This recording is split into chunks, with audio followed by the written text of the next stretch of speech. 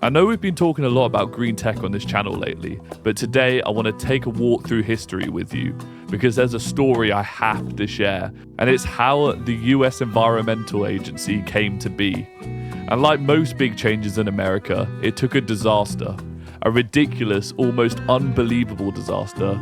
Because yes, as the title says, it literally took a river catching on fire to get America to care about the environment. So I guess we should start with, how does a river catch fire to begin with?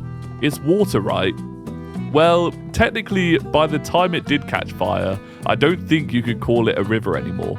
The Cuyahoga River runs through northeast Ohio and empties into Lake Erie at Cleveland. It's short and winding, and back in the early 20th century, it was perfect for industry. And what do industries hate more than anything else? Yep, it's dealing with their waste. So they just didn't. Factories dumped their trash, chemicals, and leftover fuels straight into the river because there were no rules or regulations at the time.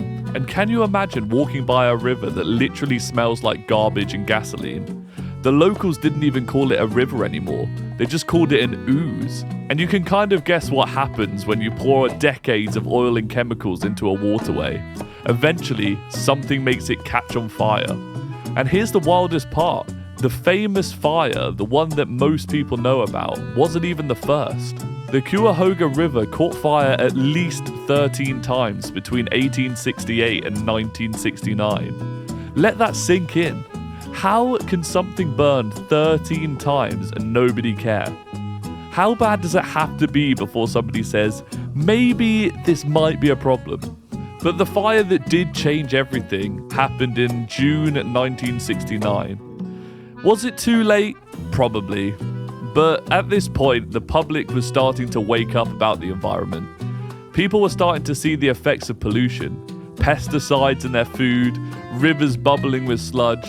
Nobody was really talking about climate change yet, but the cracks were showing. But here's the twist.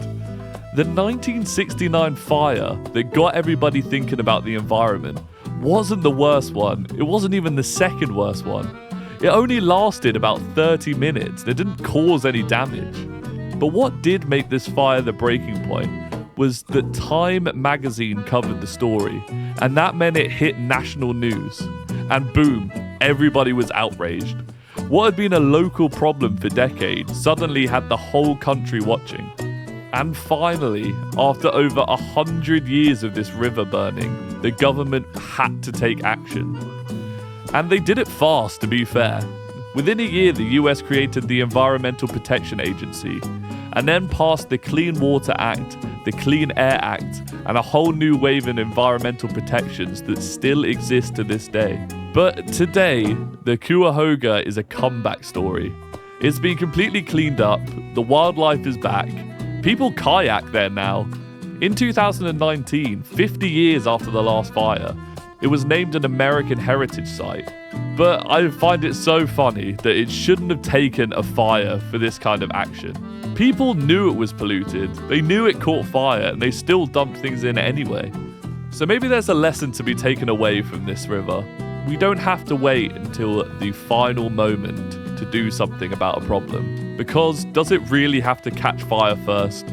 Let's not wait for that next disaster. Thank you for watching and subscribe.